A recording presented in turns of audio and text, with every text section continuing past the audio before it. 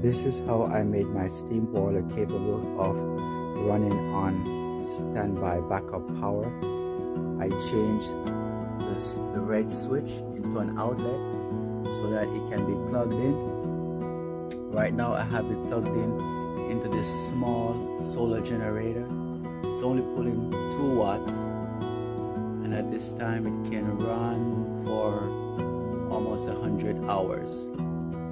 So that's how I did it. How will you do yours? So when it's running with the flame on and the burners going, it's running at 13 watts. So we have that, and there the burners are going, and it only pulls 13 watts,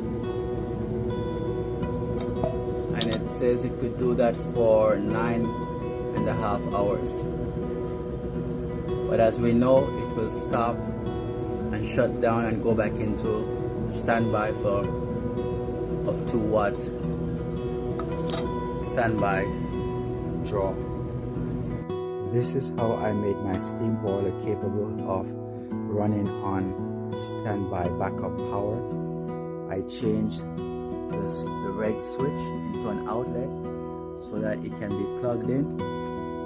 Right now I have it plugged in into this small solar generator.